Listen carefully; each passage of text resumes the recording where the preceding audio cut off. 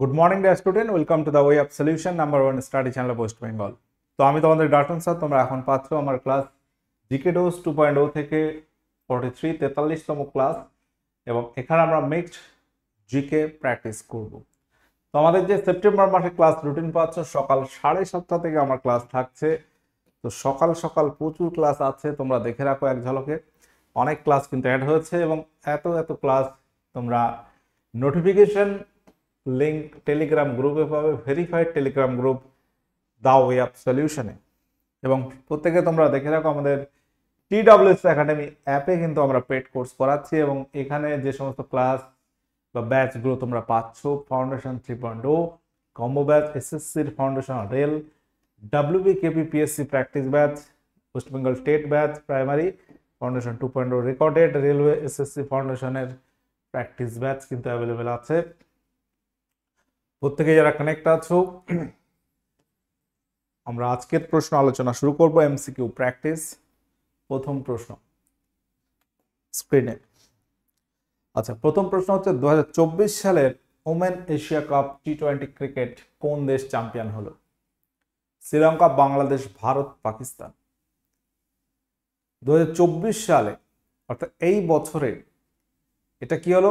Women Asia cup. Asia cup মানে এশিয়ার দেশগুলো অংশগ্রহণ করে T20 ফরম্যাটে। কারা জয়লাভ করলো 2024 সালে?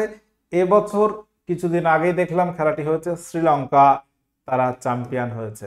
শ্রীলঙ্কা ভারতকে হারিয়েছে, অর্থাৎ আমাদেরকে হারিয়ে প্রথমবারের জন্য তারা চ্যাম্পিয়ন হলো। এ নিয়ে প্রথমবার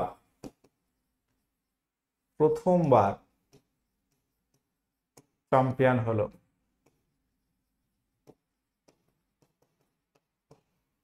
প্রথমবার চ্যাম্পিয়ন হলো। ওকে, আচ্ছা, এটা গেল এশিয়া কাপ T20 2024 সাল। গত বছর হয়েছিল 2023 সাল, ছেলেদের মেন T20 এশিয়া কাপ। আর T20 না, এটা ওডিআই ফরম্যাট হয়েছিল এশিয়া কাপ। এখানে আমরা যদি দেখি এশিয়া কাপ প্রতিযোগিতা ক্রিকেট, এখানে ভারত চ্যাম্পিয়ন হয়েছিল শ্রীলঙ্কাকে হারিয়ে। এখানে চ্যাম্পিয়ন ছিল কারা? চ্যাম্পিয়ন হচ্ছে ইন্ডিয়া। এটা হচ্ছে এশিয়া কাপ। সেই 50 রানে অল আউট হয়ে গেছিল শ্রীলঙ্কা। আচ্ছা, এটা এশিয়া কাপ, এটা মহিলাদের এশিয়া কাপ। এবার ভারত হেরে গেছে শ্রীলঙ্কার কাছে, এবং গত বছর ভারত শ্রীলঙ্কার কাছেই জিতেছিল। এবং মনে রাখতে হবে, ভারত সর্বোচ্চ সফল এই এশিয়া কাপ মহিলাদের টুর্নামেন্টে 7 বার জয়ী। Asia cup Bharat women team 7 বার চ্যাম্পিয়ন হয়েছে।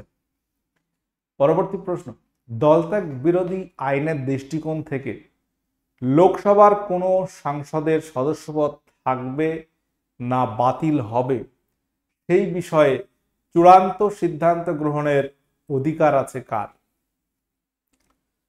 লোকসভার স্পিকারের, মুখ্য নির্বাচন কমিশনারের, সুপ্রিম কোর্টের প্রধান বিচারপতি, নাকি রাষ্ট্রপতির? দলত্যাগ বিরোধী আইন, এটা আমরা জানি আমাদের সংবিধানের 10ম তফসিলে আছে। 10ম তফসিল এই দলত্যাগ বিরোধী আইনের কথা বলা হয়েছে, এবং এটি 52তম অ্যামেন্ডমেন্ট সংশোধনী, যেটি যুক্ত হয় 1985 সালে, 1985। তো এই যে প্রশ্নটা, সঠিক উত্তর হয়ে যাবে লোকসভার স্পিকারের সিদ্ধান্ত গ্রহণের চূড়ান্ত সিদ্ধান্ত গ্রহণ করবেন লোকসভার স্পিকার। অপশন এ সঠিক উত্তর হয়ে যাবে। ওকে, তো দলত্যাগ বিরোধী আইনের কথা বলা হয়েছে 10ম তফসিল, যেটি 52তম সংবিধান সংশোধনী 1985 সালে যুক্ত হয়। কার্বলিক অ্যাসিড নিম্নলিখিত কোন নামে পরিচিত? কার্বলিক অ্যাসিড নিম্নলিখিত কোন নামে পরিচিত?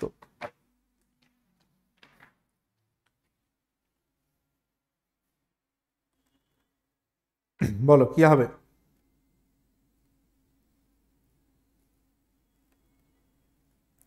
Chemical formula of carbolic acid.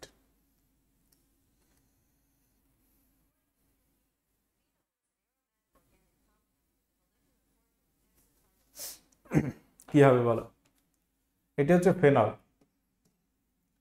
এর যদি রাসায়নিক সংকেত দেখি, কেমিক্যাল ফর্মুলা কি হবে? C6H5OH। এটি হচ্ছে কার্বলিক অ্যাসিড, এর সংকেত এটা মানেই হচ্ছে ফেনল। ওকে, আচ্ছা। অর্থাৎ এটা সেই বেঞ্জিন বলয়, যদি আমরা দেখি 6টা কার্বনের, সেই বেঞ্জিন বলয় একটা তোমার প্রান্তে থাকবে OH, এরকম লেখা হয় না, একটা OH থাকে। আর এইগুলোতে কি রয়েছে? একটা কার্বনের সঙ্গে H, একটাই শুধু OH, এটাই মানেই হচ্ছে ফেনল। আচ্ছা, 2023 সালে প্রকাশিত হয় গ্লোবাল হাঙ্গার ইন্ডেক্স। বর্তমান 2024-এর সাপেক্ষে তুমি যদি দেখো, এটাই আছে, এটাই এখনো আছে, ওয়ার্ল্ড গ্লোবাল হাঙ্গার ইন্ডেক্স। তো সারা বিশ্বের নিরিখে ভারতের র্যাঙ্ক কত বর্তমান পর্যন্ত? এটাই আমরা পাবো, এখনো 2024-এর র্যাঙ্ক প্রকাশিত হয়নি, এটা নিয়ে আমাদের চলতে হবে এখনো। হাঙ্গার ইন্ডেক্সের র্যাঙ্ক ভারতের 111, 125টি দেশের মধ্যে, আউট অফ 125, 125টি দেশের মধ্যে ভারতের র্যাঙ্ক 111। আচ্ছা, পরবর্তী প্রশ্ন, নিম্নলিখিত রোগগুলির মধ্যে কোনটি ফুসফুসের সঙ্গে সম্পর্কযুক্ত? বলো।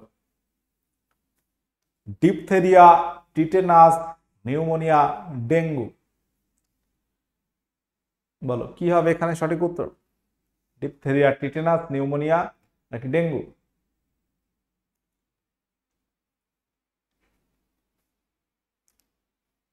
উত্তর হয়ে যাবে নিউমোনিয়া। ডিপ্লোকক্কাস নিউমোনি এটি একটি ব্যাকটেরিয়া ঘটিত রোগ এবং এটি ফুসফুসের সঙ্গে রিলেটেড, শ্বাস প্রশ্বাসের সঙ্গে জড়িত। প্রথম দলিত রাষ্ট্রপতি হলেন কে ভারতের? বর্তমান যদি দেখি আমাদের দ্রৌপদী মুর্মু, তিনিও দলিত রাষ্ট্রপতি, বাট প্রথম নয়। প্রথম দলিত রাষ্ট্রপতির নাম কি হবে? KR নারায়ণ, নীলাম সঞ্জীব রেড্ডি, দ্রৌপদী মুর্মু, ডক্টর সর্বপল্লী রাধাকৃষ্ণন। তো এখানে কারেক্ট অ্যান্সার আমরা পাবো অপশন A, KR নারায়ণ। তিনি ভারতের 10ম রাষ্ট্রপতি ছিলেন এবং তার পুরো নাম হচ্ছে কোচেরিল রমন নারায়ণন। ভারতের কোন অঙ্গরাজ্যের রাজ্যপাল তার সমস্ত কাজের জন্য কার কাছে দায়বদ্ধ থাকেন? ভারতের কোন রাজ্যের যে রাজ্যপাল থাকেন, সেই রাজ্যপাল তার কার্যকলাপের জন্য কার কাছে দায়বদ্ধ থাকেন? রাষ্ট্রপতি, রাজ্যের আইনসভা, রাজ্যের মন্ত্রী পরিষদ নাকি রাজ্যের মুখ্যমন্ত্রী? কি হবে এখানে সঠিক উত্তর? এখানে আমরা সঠিক উত্তর পাবো অপশন A, রাষ্ট্রপতি। কারণ রাষ্ট্রপতি রাজ্যপালকে অ্যাপয়েন্ট করছে বা নিয়োগ করে এবং রাজ্যপাল তিনি হচ্ছেন রাজ্যের প্রধান। ওকে, রাজ্যপাল যে রাজ্য সেই রাজ্য থেকে হয় না, অর্থাৎ জন্মগত, আর তিনি মানে জন্মগত নয়, মানে তিনি আর কি জন্মগত বলতে পারি আমরা, অর্থাৎ পশ্চিমবঙ্গে যে রাজ্যপাল হবে তিনি পশ্চিমবঙ্গের বাসিন্দা হবেন না, অন্য রাজ্যের হতে হয়। এবং নর্মালি আমরা জানি যে 5 বছরের জন্য নিযুক্ত হয় এবং একজন রাজ্যপাল একাধিক রাজ্যের দায়িত্ব সামলাতে পারেন, সেটা রাষ্ট্রপতির উপর ডিপেন্ড করছে। নিম্নলিখিত কোন সুলতানের সময় দিল্লির সুলতানি যুগ বৃহত্তম অঞ্চলের অধিকারী হয়েছিল? ইলতুৎমিশ, বলবন, আলাউদ্দিন খলজি আর নাকি মোহাম্মদ বিন তুগলক? বলো সঠিক উত্তর এখানে কি হবে? অর্থাৎ সুলতানি যুগে কার সময়ে সাম্রাজ্যটা সব থেকে বড় ছিল?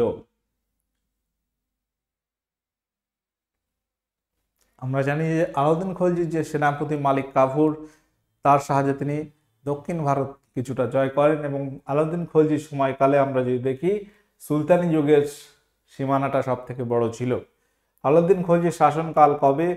1296 থেকে শুরু হচ্ছে এবং এটি 1316, মোটামুটি 20 বছর হচ্ছে তার রাজত্বকাল। খলজি বংশের শ্রেষ্ঠ সম্রাট বলা হয় আলাউদ্দিন খলজিকে এবং আলাউদ্দিন খলজি থেকে কিন্তু পরীক্ষায় অনেক কোশ্চেন আসে, যেমন যেমন দাগ হুলিয়া প্রথাকে চালু করেছিল আলাউদ্দিন খলজি, বাজার দর নিয়ন্ত্রণ কে করেছিল আলাউদ্দিন খলজি, রেশনিং ব্যবস্থা কে চালু করেন আলাউদ্দিন খলজি, আলাই দরওয়াজা কে নির্মাণ করেন সেটাও আলাউদ্দিন খলজি হবে, সিকিন্দার ই সানি কাকে বলা হয় আলাউদ্দিন খলজিকে, দ্বিতীয় আলেকজান্ডার নামে নিজেকে কে বলেছিলেন সেটাও আলাউদ্দিন খলজি। তো অনেক কোশ্চেন আমরা খলজি সম্পর্কে বলতে পারি এবং তার সময় সেনাবাহিনীটাও একটা বৃহৎ সেনাবাহিনী ছিল। ভাকরানাঙ্গাল জলাধার নিম্নোক্ত নদীর উপর অবস্থিত, নিম্নোক্ত কোন নদীর উপর অবস্থিত বলতে হবে। ভাকরানাঙ্গাল জলাধার এটি কোন নদীর উপরে অবস্থিত?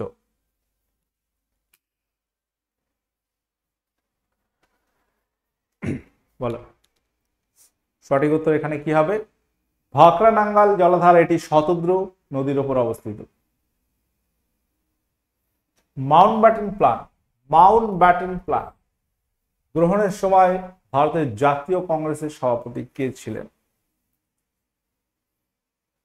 ভাকরানাঙ্গাল এটি পাঞ্জাব হরিয়ানা রাজ্য জুড়ে অবস্থিত, এই যে ভাকরানাঙ্গাল ড্যাম বা প্রকল্প। মাউন্টব্যাটেন প্ল্যান এটি স্বাধীনতার সময়ে কিন্তু করা হয়, অর্থাৎ 1947 এর সময় আমরা দেখব যে মাউন্টব্যাটেন প্ল্যান আছে 46-47 ওই সময়, এবং সেই সময় ভারতের জাতীয় কংগ্রেসের সভাপতি ছিল আচার্য জে বি কৃপালিনী। অপশানে সঠিক উত্তর হয়ে যাবে জে বি কৃপালিনী। বলো, ফিয়ারলেস গভর্নেন্স এই যে বইটি কে লিখেছেন? ফিয়ারলেস গভর্নেন্স পুস্তকটি কে লিখেছেন? রঘুরাম রাজন, বিমল জালান, কিরণ বেদী, সুব্রমণিয়াম স্বামী। বলো, কারেক্ট অ্যান্সার কি হবে এখানে? তো এটি হচ্ছে ভারতের প্রথম মহিলা আইপিএস কিরণ বেদী, তার লেখা এই বইটি। মহিলাদের মধ্যে প্রথম আইপিএস কে? কিরণ বেদী। ভারতের গভীরতম পোতাশ্রয় কোথায় আছে? এই পোতাশ্রয় বলতে কি বুঝি আমরা? যেখানে জাহাজ নোঙর করে, অর্থাৎ জাহাজ যেখানে অবস্থান করে সেই জায়গাটাকে আমরা বুঝি পোতাশ্রয়। যেমন বিমান যেখানে থাকে সেটাকে আমরা এয়ারপোর্ট বলি, তাই তো? তো সেরকমই আর কি গভীরতম পোতাশ্রয় এটা আমরা দেখব বিশাখাপত্তনম বন্দরে। এটা কোথায়? অন্ধ্রপ্রদেশে, অন্ধ্রপ্রদেশ হবে গভীরতম পোতাশ্রয়টি অবস্থিত। ভারতের একটা উল্লেখযোগ্য বন্দর এবং ভারতের গভীরতম বন্দর বলা হয় এই বন্দরটাকেই। ভারতের যে বন্দরগুলো রয়েছে তার মধ্যে গভীরতম বন্দর আমরা বলি বিশাখাপত্তনম। বিশাখাপত্তনম হয়ে যাবে এখানে। ভারত ইতিহাসের কোন যুগের লোক ছিলেন আর্যভট্ট ও বরাহমিহির? যথাক্রমে একজন ছিল বিজ্ঞানী এবং একজন হচ্ছে গণিতবিদ। বলো, কোন যুগে আমরা আর্যভট্ট এবং বরাহমিহিরের নাম পাচ্ছি?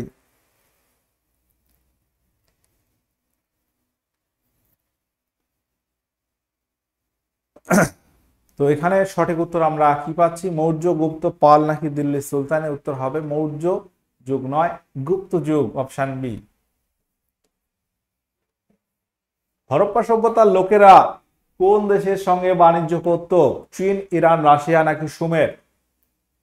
হরপ্পা সভ্যতা মানে কিন্তু সিন্ধু সভ্যতা, এটা কিন্তু বুঝতে হবে।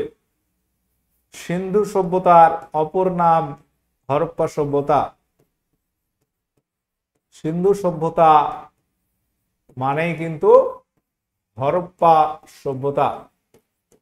সিন্ধু সভ্যতার যে প্রথম কেন্দ্র আবিষ্কৃত হয়েছিল সেটি কিন্তু হরপ্পা, 1921 সালে দয়ারাম সাহানির তার নেতৃত্বে। তো সুমের যেটা মধ্য এশিয়ার একটা অঞ্চল ছিল সেখানে কিন্তু বাণিজ্য করত। অপশন ডি এখানে সঠিক উত্তর আছে। আচ্ছা বলো, তবলা নামক বাদ্যযন্ত্রের প্রবর্তক কাকে বলা হয় বা কে? তানসেন, আমির খসরু, সৈয়দ আলাওল, আল বিরুনি। তবলা নামক বাদ্যযন্ত্রের প্রবর্তক কাকে ধরা হয়? উত্তর হবে অপশন বি, আমির খসরু। আচ্ছা, খেয়াল নামক যে রাগ সঙ্গীত আছে তার উদ্ভাবক আমরা বলি কে? খেয়াল নামক যে রাগ আছে এটাও কিন্তু আমরা বলবো যে আমির খসরু এর আবিষ্কারক। ঠিক আছে, এটাও তিনি আবিষ্কার করেছিল আর কি। আমির খসরু, তাকে বলা হয় হিন্দুস্থানের তোতা পাখি। হিন্দুস্থানের তোতা পাখি কাকে বলা হয়? আমির খসরুকে। আমির খসরু যদি আমরা দেখি সেই গিয়াসউদ্দিন বলবন থেকে ফিরোজ শাহ তুগলক তার সময়কাল পর্যন্ত আমির খসরুর নাম আমরা পাই।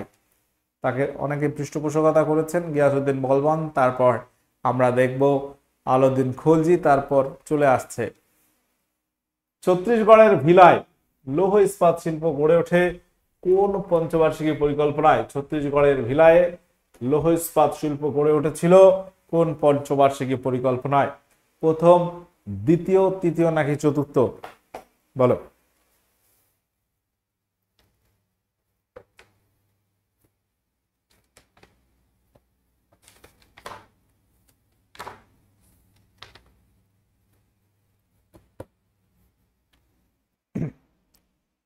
তো ছত্তিশগড়ের ভিলায় কবে লৌহ ইস্পাত শিল্প গড়ে ওঠে যদি আমরা দেখি, এটি 1957 সাল নাগাদ।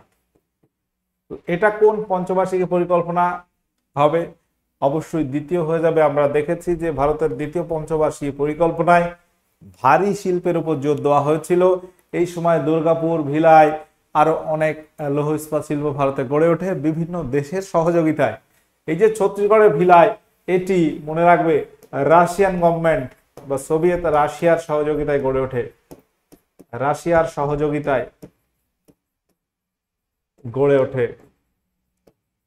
ওকে, তাহলে দ্বিতীয় পঞ্চবার্ষিকী পরিকল্পনা সময়কালটা আমরা যদি দেখি 1956 থেকে 1961 পর্যন্ত। প্রথম যদি বলো 1951 to 56, তাহলে 57 সাল অর্থাৎ দ্বিতীয় পঞ্চবার্ষিকী পরিকল্পনা এখানে উত্তর হয়ে যাবে। এবং একই সঙ্গে মনে রাখতে হবে রৌরকেল্লা। রৌরকেল্লাটা কোথায়? এখানে লৌহ ইস্পাত শিল্প রয়েছে। রৌরকেল্লা এটি গড়ে উঠেছিল জার্মানির সহযোগিতায়। জার্মানির সহযোগিতায়, শুধু জার্মানি লিখলাম, সালটা হচ্ছে 1959 সালে। ওকে, রৌরকেল্লাটা কোথায়? উড়িষ্যায়। আমাদের দুর্গাপুর লৌহ ইস্পাত শিল্প গড়ে উঠেছিল কত সালে বলতে পারবে? দুর্গাপুর লৌহ ইস্পাত শিল্প কোন দেশের সহযোগিতায় গড়ে ওঠে? ব্রিটেন গভর্নমেন্ট 1959 সালে ব্রিটেনের সহযোগিতায়, অর্থাৎ ইংল্যান্ড। এটা 1959 সালে। এটা 1959 সালে। তাহলে দুর্গাপুর, রৌরকেল্লা, ভিলায় হয়ে গেল উল্লেখযোগ্য কিছু লৌহ ইস্পাত শিল্প কেন্দ্র। আচ্ছা, এবার বলো নারকেল উৎপাদনে কোন রাজ্য প্রথম? এই যে ভূগোলের বিষয়গুলো আছে এগুলো কিন্তু একটু ভ্যারি করে, অর্থাৎ এই বছর একটা হতে পারে, সামনের বছর অন্য কোনো স্টেট হতে পারে, এগুলো চেঞ্জ হয়। নারকেল উৎপাদনে একটা সময় দেখা যায় যে তামিলনাড়ু ছিল প্রথমে, কিন্তু বর্তমান তুমি যদি দেখো কেরালা, কর্ণাটক, গোয়া, তামিলনাড়ুর মধ্যে কর্ণাটক হচ্ছে বর্তমানে নারকেল উৎপাদনে প্রথম।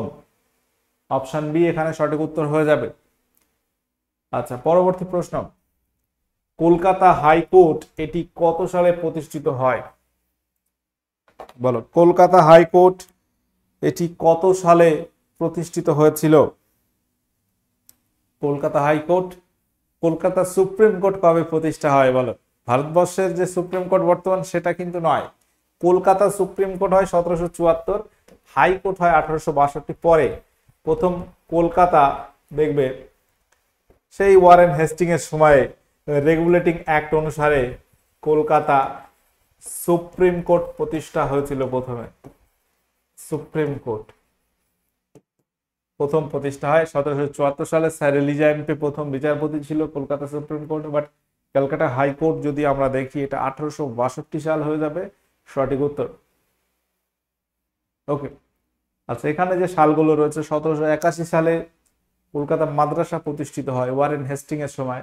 1857 এই সময় কলকাতা বিশ্ববিদ্যালয় প্রতিষ্ঠিত হয়। কোন বিল অর্থ বিল কিনা সেটিকে ঠিক করেন? তো মানি বিল ভারতের সংবিধানের কোন আর্টিকেলে আছে? এটাও আমরা বারবার এই কোশ্চেন করানোর সময় বলি 110-এ রয়েছে আর্টিকেল 110, এবং এটি লোকসভার অধ্যক্ষ ঠিক করবে। এবং অর্থ বিল যেটা কেবলমাত্র লোকসভায় উত্থাপন করা হয় এবং উত্থাপনের আগে রাষ্ট্রপতির পারমিশন লাগে, এবং লোকসভার এই অর্থ বিলে রাষ্ট্রপতি সই করতে কিন্তু পরবর্তীতে বাধ্য থাকে। 2011 সেন্সাস অনুযায়ী ভারতের সর্বাধিক জনবহুল জেলা কোনটি ছিল?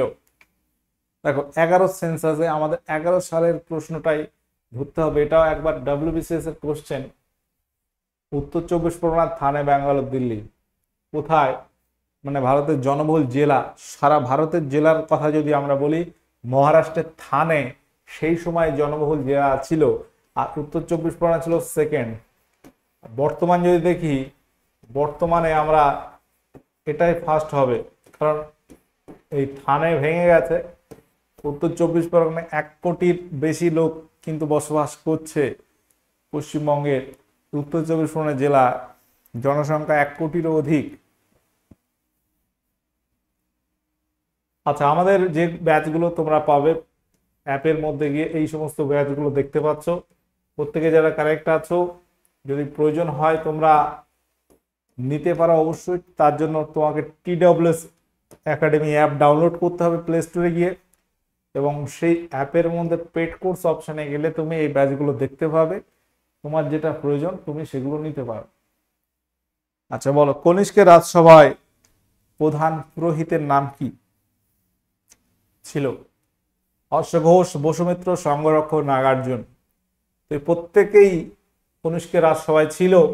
অশ্বঘোষ যিনি বুদ্ধ চরিত্রের রচনা করেন, বসুমিত্র, অশ্বঘোষ তারা বৌদ্ধ পণ্ডিত ছিল বলতে পারি, নাগার্জুন বিজ্ঞানী ছিল, ভারতের আইনস্টাইন বলা হয় নাগার্জুনকে, সংঘরক্ষক তিনি ছিল তার প্রধান পুরোহিত।